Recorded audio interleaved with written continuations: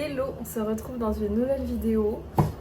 On est le week-end aujourd'hui, on est le 20 septembre. Du coup, ce matin, je vais préparer un petit brunch pour mon chéri et moi, et Alma aussi. À savoir qu'on était censé aller découvrir les nouveaux croissants de Jeffrey Cagne, des croissants fourrés avec des goûts différents. J'ai vu ça sur les réseaux sociaux, je me suis dit purée, il faut aller goûter ça de toute urgence. Je m'étais fixé au programme d'y aller aujourd'hui dans l'après-midi. Et Kajen m'a fait la surprise en partant ce matin, donc il était censé aller faire des courses. Il est parti ce matin, il m'appelle, il me dit regarde où je suis. Donc il était devant la boulangerie, enfin devant la pâtisserie Jeffrey Cagne. Il m'a dit ils sont pas dispo avant 11h30, mais je voulais te faire la surprise de te les ramener à la maison. Trop mignon. Donc il m'a dit prépare quand même un petit brunch et tout. Donc j'ai l'impression qu'il a fait une autre pâtisserie pour aller les chercher et que là il me demande de faire les œufs, le pain toasté et tout, et que lui il vienne avec les croissants. Et sinon si je me trompe, on va à 11h30 les récupérer à Levallois, il les a réservés.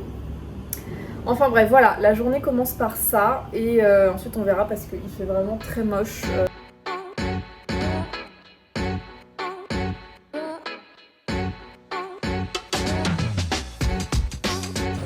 J'avais réservé 3 croissants, s'il vous plaît. Merci. Ah, ils sont là. Merci à vous en tout cas. Très bonne journée. Ça y est, j'ai récupéré les croissants. Oh, j'ai trop hâte de les manger, ça va être trop bon.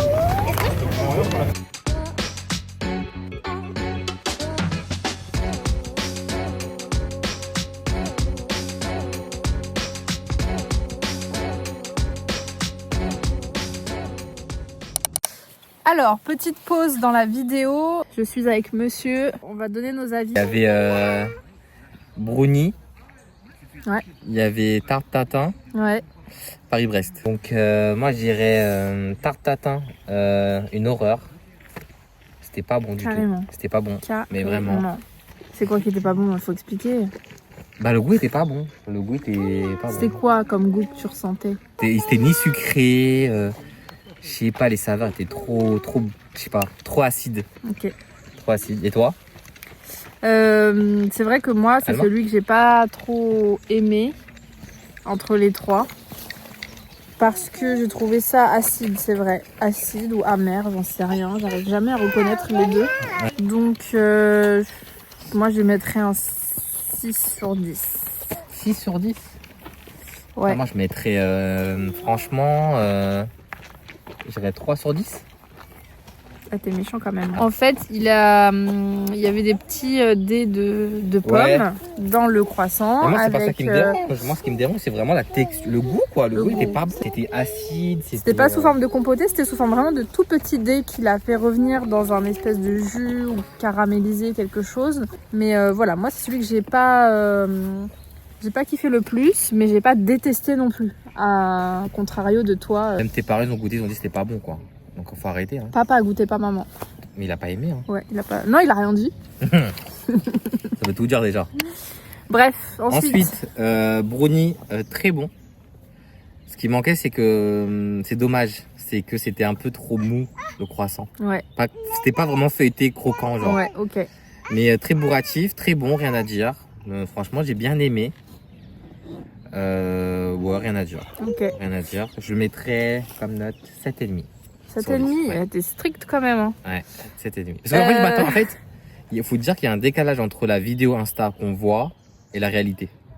C'est non, je suis pas d'accord. quand on voit la vidéo, on s'imagine quelque chose de très feuilleté, limite que ce soit vraiment croquant, quoi. Moi, je m'attendais vraiment à un truc comme ça. Parce qu'on a fait 1 heure de route et on pas... les a mangés 2 heures après. Je cherche des excuses. Y a pas... Mais c'est la vérité. Un croissant, ça n'a pas la même texture si tu le manges tout de suite, si tu l'achètes après la boulangerie, si tu l'attends 3-4 heures après. Non, mais un bon croissant. Et surtout, là, il est fourré. Non, un bon croissant, même si tu attends quelques heures après, c'est pas parce que tu as fait un trajet de métro que ton croissant il devient dégueulasse, quoi.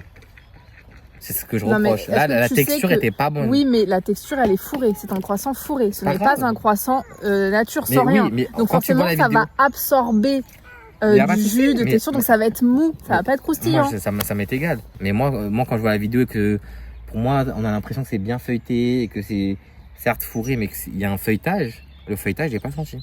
Ok. Voilà. Alors moi pour mon retour pour le brownie, c'était celui que j'ai préféré. Il était très très bon. Donc c'était une espèce de ganache montée au chocolat saupoudré de cacao en poudre avec de la cannelle. C'est très bon et je crois qu'à l'intérieur, il avait mis un morceau de brownie. Et en effet, c'était très bourratif comme tu l'as souligné. Parce qu'on avait vraiment on avait coupé une moitié de chaque pour pouvoir goûter chacun un peu de tout. Et rien que la moitié, c'était assez, assez costaud. Mais j'ai kiffé. Franchement, celui-ci, c'était mon préf. Moi, je mettrais un 8,5. Et le Paris-Brest, sans saveur. Honnêtement, genre vraiment. Genre, blague. Genre, moi, le Paris-Brest, genre, j'ai pas trop. En fait, je m'attendais à quelque chose. Je suis déçu. Non, mais vraiment, ça, c'était banal. C'était lambda. Combien sur 10? Je dirais, ouais, 6,5. Hein.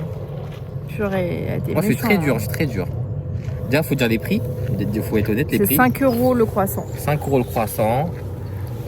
Sachant que c'est une édition limitée.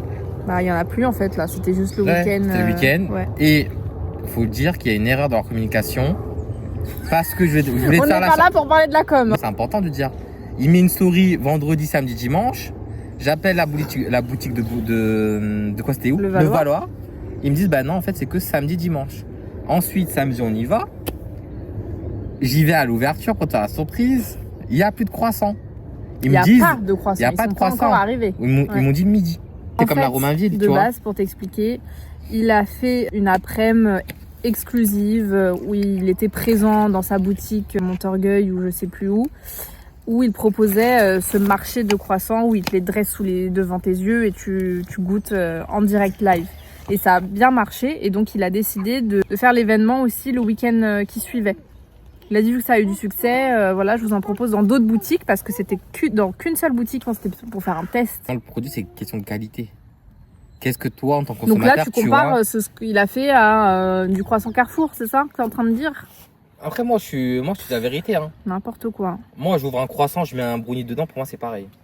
C'est faux. Bah, on paraît que je le fais. Bah, vas-y, fais-le. Ah, je te fais un croissant brownie. Tu fais le croissant toi-même avec la pâte que tu fais toi-même. Non, bah c'est ce qu'il fait. Mais donc tu dois le faire. Non, moi je fais. Non, t'as dit tu parles de Carrefour. Non. Je prends des ingrédients de Carrefour. Non. Donc je prends le croissant. Non. Si tu veux, je fais le brownie moi-même. Non. Mais je te fais, si tu verras en texture, ce sera pareil. Je suis pas d'accord. Tu me fais le croissant de A à Z. Non, mais vas-y, toi. Bref, parenthèse fermée. Le dernier brownie, donc Paris-Brest, tu n'as pas aimé. Tu as mis combien? Tu m'as dit? J'ai mis 6,5. 6,5. 7,5 brownie et 4 ou 4,5 pour l'autre là. Non, t'as dit 3. Ouais, 3 même. Et moi, le Paris-Brest, j'ai aimé, mais c'est vrai que il n'y a pas eu de surprise. Il était très bon. Sans plus, ouais, les sans plus non, en fait. Très bon. Il était bon, mais sans surprise. Donc moi, je mettrais un... Ouais, bien. Moi, je vais mettre quand même un 9 pour le brownie.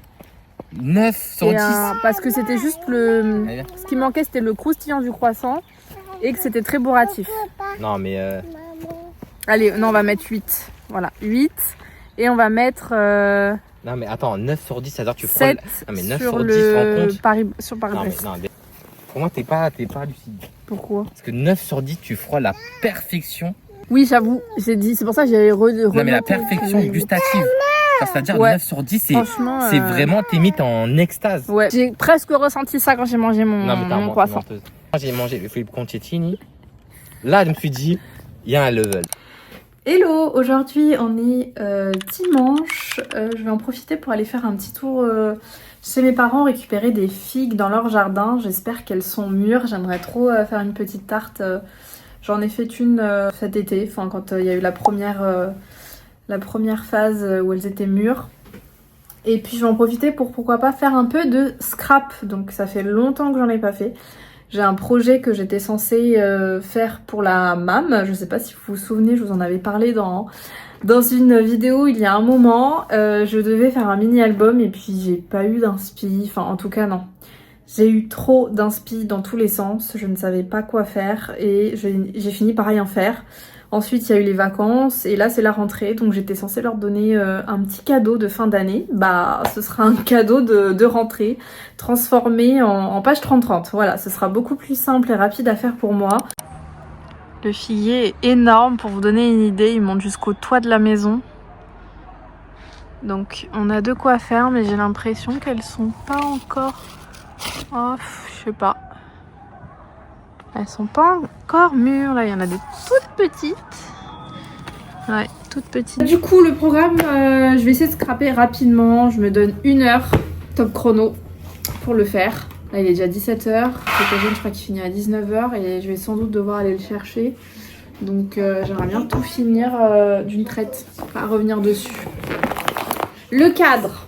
J'ai trouvé ce cadre chez Action, format 30-30. J'ai cru que j'allais pas en trouver parce qu'il y en avait pas beaucoup. Ce que j'aime, c'est qu'il y a un petit renfoncement, un petit volume, quoi. Donc ça va être top, puisque quand je fais mes pages 30-30, moi j'aime bien quand il y a du volume. Donc quand c'est encadré, il faut toujours qu'il y ait un peu de renfoncement. Non? T'es pas d'accord avec moi? En collection, c'était Little M de Laura by Laura. Donc j'ai les embellissements, j'ai les papiers, donc je vais en prendre qu'un seul en majorité. Et après, je ferai des petites découpes. J'avais prévu à la base Iriri Studio, celui-ci, mais Ruby me l'a abîmé parce qu'elle s'est mise dessus plusieurs fois. Bon, là, ça se voit pas trop. Donc, je vais prendre ce papier-là, mais là, à travers, avec la lumière, on voit l'autre côté du papier. Mais c'est un motif comme ça. Ça fait penser un peu aux carreaux qu'il y a dans les cahiers ou, je sais pas, le solde qu'on a pu voir dans des écoles, j'en sais rien. Je sais pas, ça m'inspirait. Et vu que c'est un fond bleu très neutre, je vais pouvoir m'amuser avec les décos, les embellissements. Je vais peut-être aussi mettre un peu de petites ficelles comme ça. J'ai quelques inspirations. Voilà, j'ai imprimé mes photos. Par contre, elles sont toutes dans des formats un peu différents parce qu'il y a des photos horizontales, verticales. Donc, je les ai croupées un peu bizarrement. Donc, je vais voir comment je vais les redimensionner avec mes matrices. J'ai acheté des planches de découpe au salon du scrap. Et j'aimerais bien les utiliser. Donc il y a... Non, pas celle-là. Ah oui, voilà. Cette planche que j'ai adorée de chez Kimidori. Et donc j'aimerais bien m'en servir pour faire des petits arcs un peu sympas. Pour la collection Little M, donc j'ai les embellissements. Ils sont là, donc les die cut et les puffy. Donc je vais jouer sur les formes, enfin sur les tailles. J'aime bien quand il y a du volume, donc je vais sûrement... Mais je crois que j'ai oublié ma mousse 3D en fait. Oh là là. Ouais, ça va être compliqué. Sans mousse 3D, est-ce qu'elle est là? Dites-moi qu'elle est là, s'il vous plaît. Dites-moi que j'ai fait les choses bien. Oh. Mais comment c'est possible? Je la mets tout le temps ici. Je suis choquée. Je suis choquée de moi. Je vais devoir trouver une autre solution, hein, c'est pas grave. Moi, ce que je te propose, c'est que le double face fin, tu l'empiles. Ouais, va falloir en empiler des doubles faces pour que ça fasse une épaisseur. Bah, j'ai du washi. Ah si, je sais ce que je vais faire. Je vais prendre du washi, je vais faire des boules que je vais coller. Oula. Bah si, c'est le système D. J'ai pris du washi. On va voir déjà si ça fonctionne. Ça peut faire le job. Une petite mousse 3D improvisée.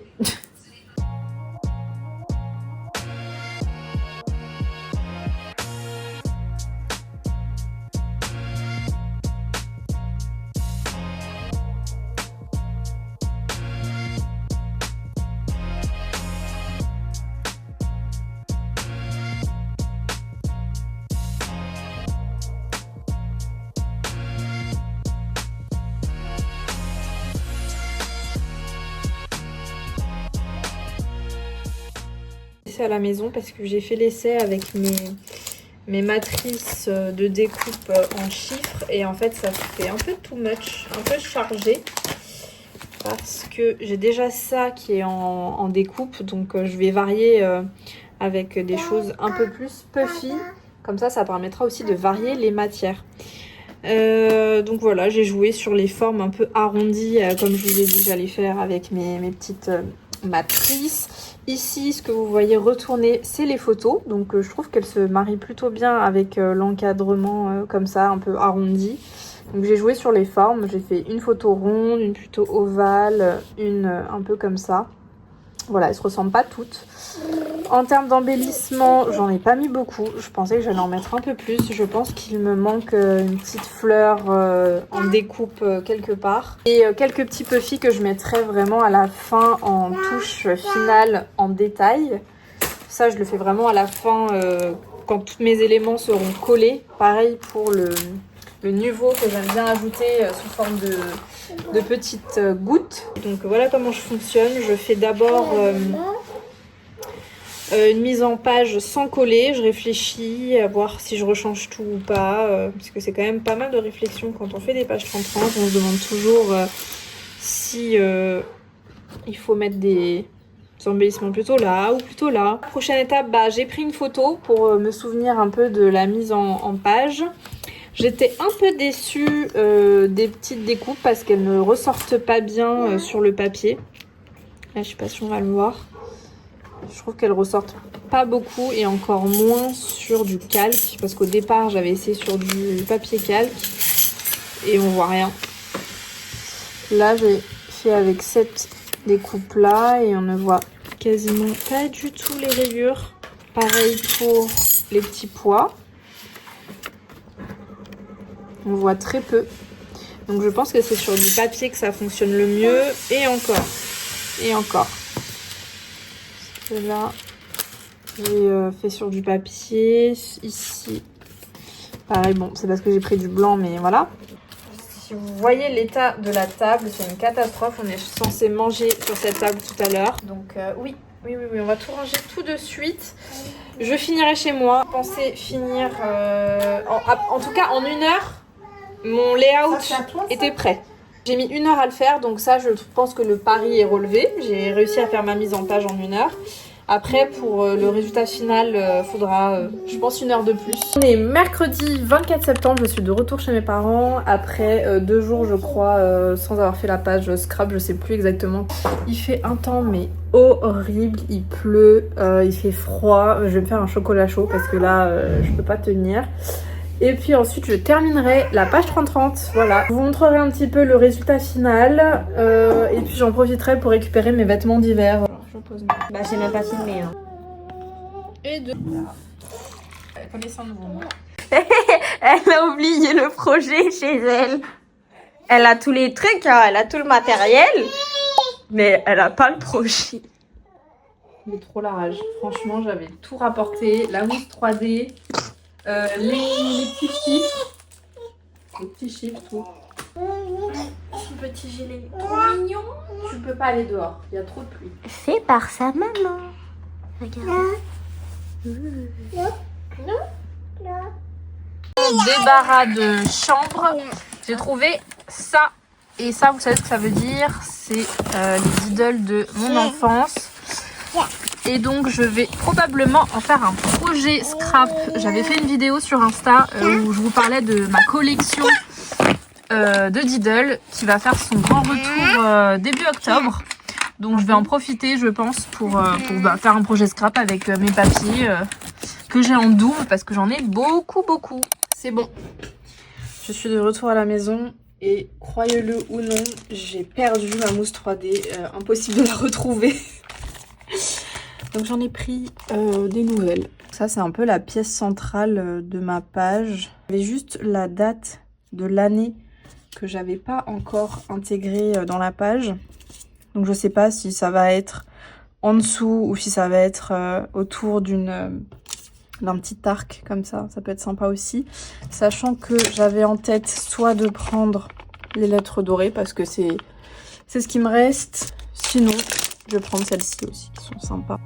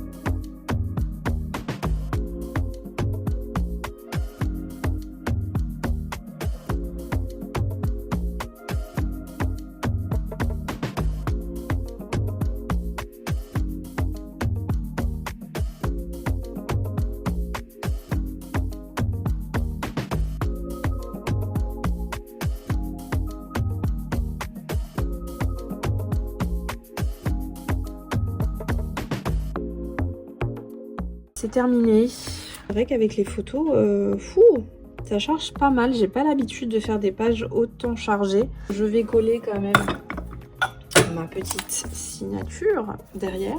Et j'espère qu'elles seront contentes. Puis je verrai l'année prochaine ce que je vais leur faire.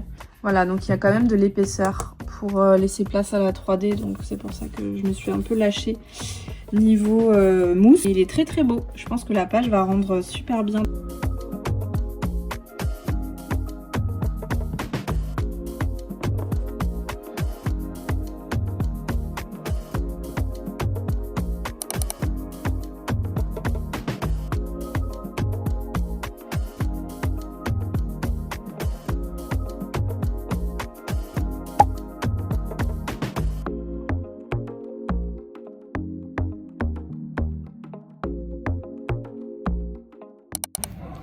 Hello, je vous reprends, c'est la fin de la journée.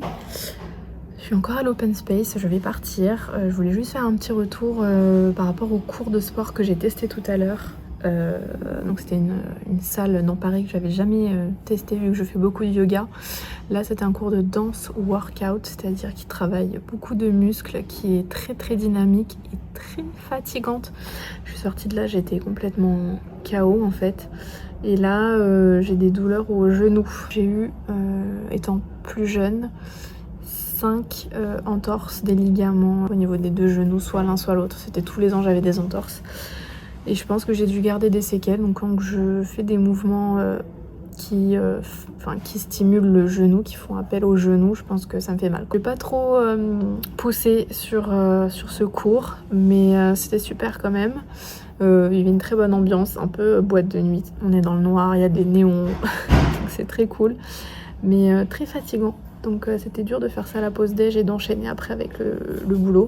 Hello, on est samedi 27 septembre, ça y est, c'est la fin de la semaine, c'est passé tellement vite. Aujourd'hui, je prévois d'amener Alma à la ludothèque, donc on va passer l'après-midi là-bas et pourquoi pas faire une petite balade en forêt après, parce qu'il pleut pas, donc c'est pas mal. Voilà, je pense que je vais clôturer le vlog ici. Bon, je pensais que la vidéo allait être terminée, mais pas du tout. Regardez ce que monsieur m'a offert aujourd'hui. Un petit blazer. Non, c'est pas un blazer, c'est un petit bombers en feutrine. Rose. Oh, mais c'est un rose, j'ai adoré. En fait, j'ai flashé sur cette veste en vitrine hier. C'est chez Maison 1, 2, 3. Alors, c'est pas du tout le style de magasin où j'achète mes vêtements. Mais là, franchement, j'ai eu un coup de cœur sur toute la vitrine, dont cette veste. Voilà. Et j'arrive aujourd'hui, je rentre de la ludofolie là. Et je vois ça dans le placard, le petit sac, voilà. Donc, et plus aussi des petits baumes pour l'hiver. Voilà, maintenant je peux dire que le vlog s'achève ici. Je vous souhaite un bon week-end et on se dit à très bientôt pour une prochaine vidéo. Salut!